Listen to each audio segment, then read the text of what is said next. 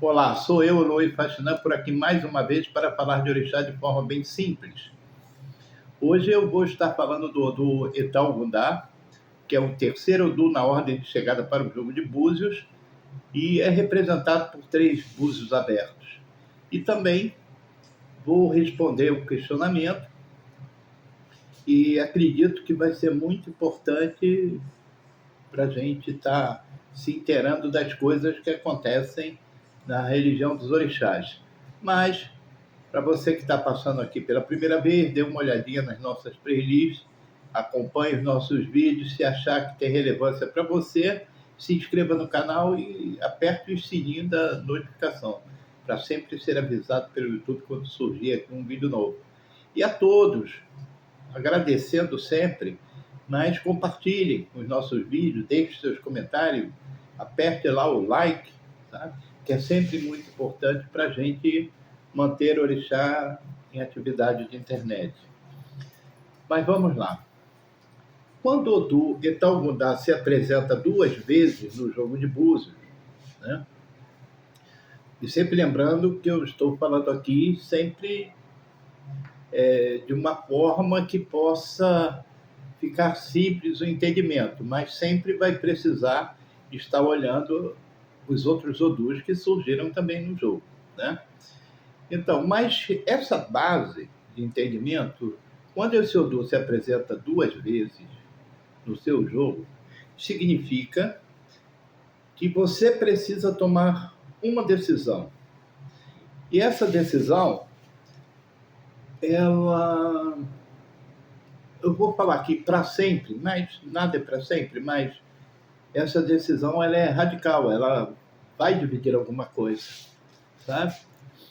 E é importante estar atento, porque nessa tomada de decisão, como as coisas não vão se juntar novamente, então tudo precisa ser muito bem pensado. Mas, com certeza, isso se apresentará diante de você para que tome, de fato, uma decisão. Se não tomar, as consequências continuarão, né?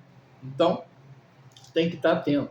Porque se isso tiver relacionado à sua vida afetiva, pode ser um casamento que vai se desfazer, uma relação que não dá mais para caminhar junto. Se for com relação a patrimônio, sabe? É melhor se resolver logo de uma vez, sabe? Para não ficar remoendo coisas aí, sabe? Acusa daqui, ou acusando de lá. Então aquilo precisa ser dividido. Também pode representar uma amputação, tá? Pode ser um acidente onde um membro precisa ser retirado, pode ser uma cirurgia de vesícula, há pouco tempo minha filha fez uma, pode ser apêndice, há uma série de coisas que, uma vez dividido, aquilo não junta mais. Então, na maioria das vezes, quando o Etal Gundá se apresenta, dependendo dos outros à sua volta, são essas coisas que eu estou conversando aqui. Então, muita atenção a esse Odu. Muita atenção mesmo. Ali é a divisão radical das coisas. O que se separa em Etal Gundá não junta mais. Então, aquelas decisões que você pode tomar com cuidado, pensar bastante, já sabendo que aquilo não vai unir mais, tome, sabe, com toda a organização possível para que isso saia bem, né? Com relação à saúde, os problemas de saúde, alguns podem ser evitados, outros não. Então, se Etal Gundá se apresenta no seu jogo e fala com relação a problemas graves, de saúde principalmente, então você se atente ali de que maneira você está conduzindo essas coisas para que não seja surpreendido, porque Etalgundá é um aviso mesmo, né, de que as coisas ali serão separadas. Então, se é um problema de saúde, vá ao médico, dá uma olhada direitinho, sabe? Para que tudo ali possa ser resolvido da melhor maneira possível. Mas é um Odu que a gente chama de, de um valor muito importante na análise, porque as coisas ali não se juntam mais. Então, muita atenção a esse Odu no jogo de búzios, tá? Bom, a pergunta que essa pessoa me fez é algo assim que a gente precisa ter muita paciência com que como as coisas ocorrem, né? O que ela me diz assim, ela foi fazer um curso com um determinado sacerdote com relação ao Obi, né? E o Obi é importantíssimo, né? Eu estou preparando uma série a respeito de Obi, mas é muito trabalhoso, mas eu vou tentar nos vídeos falar direitinho. Então ela foi fazer esse curso de Obi, eu não sei se fez, porque ela não diz ali se continuou. E esse sacerdote pergunta se ela é de orixá, e ela diz que sim, né, que é da religião orixá Omolocô, e ela é Ialaxé, né, e que ela não foi raspada. E não foi raspada pela seguinte circunstância. Ela é filha de uma pessoa que é a Bicu, que não pode ser raspada, e, consequentemente, toda essa sua descendência, né, que eu acredito que sejam os filhos, alguma coisa assim, não poderia ser raspada. Então, em função disso, que ela não foi raspada. Nós temos um vídeo aqui no canal falando de Abicu. Abicu se raspa, tá?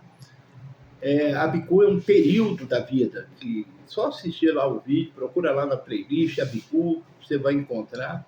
É um período. Abicu é uma sociedade, sabe? Onde esses espíritos não querem mais viver nesse mundo. Então, quando eles estão aqui, eles querem voltar logo. E a fase mais difícil de um Abicu é aquele que sobreviveu ao nascer. Ou seja, o Abicu é aquele que nasce e morre, mas alguns sobrevivem. Esses que sobrevivem querem ir embora rápido. Então, eles não se importam com dor, sabe?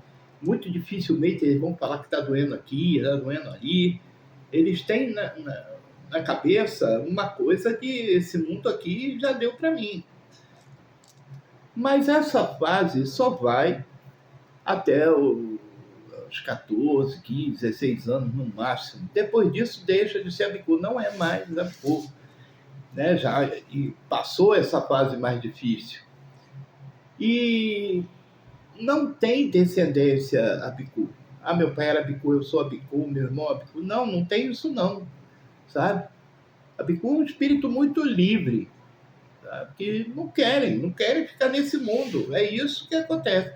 E essa comunidade é muito particular, sabe? Ela não tem uma relação direta com familiares.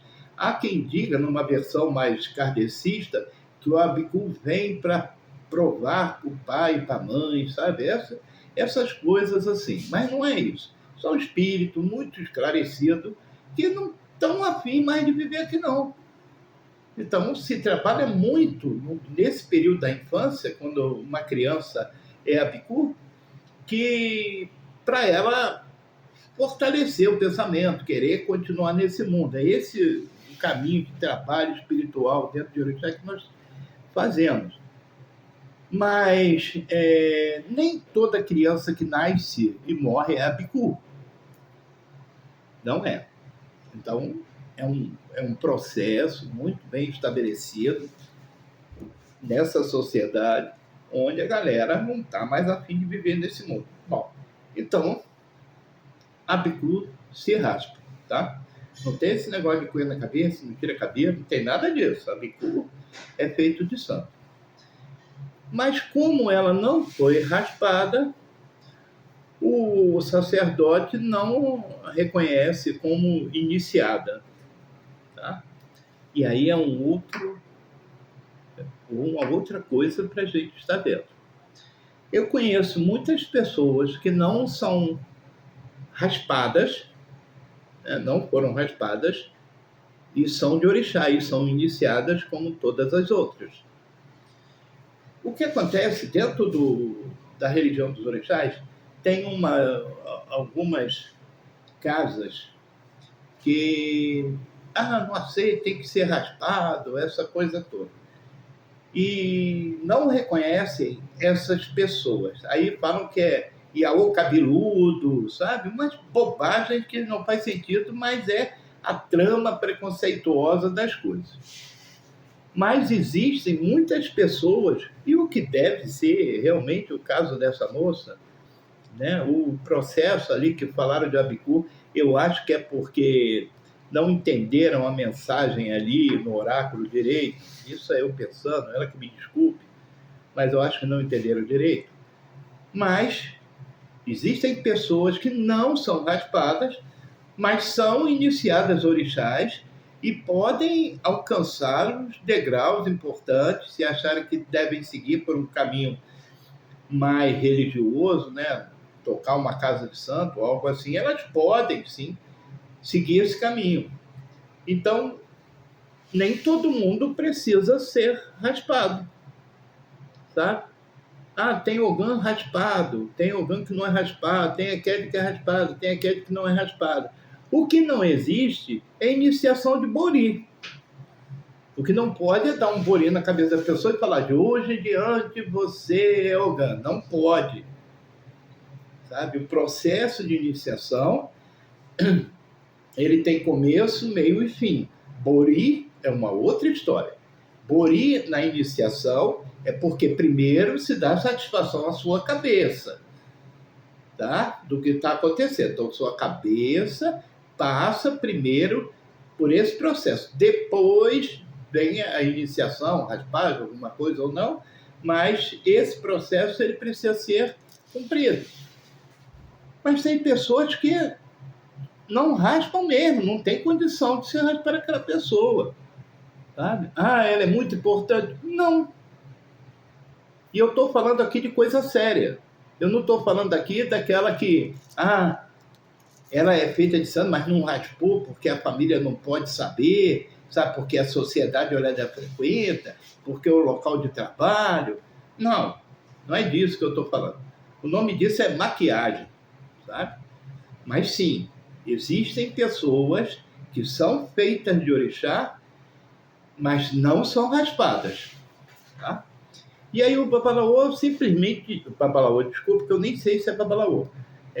O sacerdote diz para ela que não reconhece ela como iniciada. Cara, larga esse sujeito para lá e procura pessoas sérias, que tem muitas, sabe? Para te conduzir de forma correta. Porque é muito estranho, cara, e é chato, sabe? Você falar, não reconheço. É igual você tem seu santo assentado, leva para um lugar. Não, isso não existe. Aí joga o teu santo no lixo para fazer outro. Sabe? Essas loucuras a gente tem que perceber logo, cara. Tem que ter uma habilidade de saber que aquilo dali não está funcionando. Então, essa menina é iniciada, se não foi raspada é porque houve um motivo. Esse motivo não foi o processo Abicu, mas houve um motivo. A interpretação ali saiu meia atravessada, mas é iniciada, é uma Yalaxé da casa, tem lá o seu cargo, e deve ser respeitada, porque, olha só, só o fato, no mundo de hoje, no Brasil principalmente, você assumir uma postura diante de orixá, já é complicado, cara. Já é muito complicado. Imagina uma pessoa que eu quero aprender a ouvir, porque eu sou orixá, eu estou aqui, eu não fui raspada, mas eu sou feita de santo. Não, não, você não é, eu não reconheço isso. Não reconhece, o problema é dele. É uma pessoa que ele está deixando de conviver, que não conhece, e talvez fosse a pessoa mais importante da vida desse sacerdote, no sentido de colaborar, contribuir, né? Então, não é fácil para uma pessoa hoje falar que é de orixá. Eu já estou macaco velho, assim, apanhando bastante, já sei me defender dessas coisas com muita tranquilidade. Mas outras pessoas não, estão começando. E se uma moça se afirma, olha, eu quero aprender a ouvir, eu estou aqui para isso, e diz a verdade, eu não fui raspada, mas sou feita de santo. E o outro diz que não reconhece aquilo, pô, isso é um preconceito, sabe? Uma mentalidade presa ali naquele mundinho dele, que essa pessoa precisa se afastar. Então, por favor, quando encontrarem uma pessoa que é feita de santo, eu estou falando de coisa séria, mas ela não foi raspada, ela é de orixá. Tá? A casa onde ela começou esse processo, com certeza, fez a coisa mais correta para que essa pessoa caminhe na vida do orixá com tranquilidade. E relembrando, e não é mito, eu estou falando da Oxum em vida, ela que ensina o processo de iniciação e fazer orixá, né? Ela, Oxum que ensina tudo isso, mas ela mesma não foi raspada. E aí? O nome disso se chama processo de autoiniciação. A pessoa se descobre, sabe? E ali ela entende tudo que está acontecendo ao seu redor e com muita prática e cuidado ela estabelece um compromisso com o futuro das pessoas. Assim foi com o Reiki, né? Quem inicia o processo Reiki, ele se isola numa floresta por um período de tempo e lá ele descobre, né, num processo de auto-iniciação, os símbolos. E o primeiro desses símbolos é o Chocorei. Então ele traz isso e transmite para as outras pessoas. Ele não fica ali segurando aquilo para ele, aquilo ajuda na cura, na saúde emocional, física das pessoas. Mas ele passou, ele é o primeiro. Tá? Então esse processo se chama autocompreensão, autoiniciação. E isso não pode ser negado, dizer que isso não existe. Por favor. Né? Então, existem sim pessoas iniciadas de orixá, feitas de santo, que não são raspadas. E a vida dessas pessoas dentro do universo orixá é de verdade. Axé, muito obrigado, gente.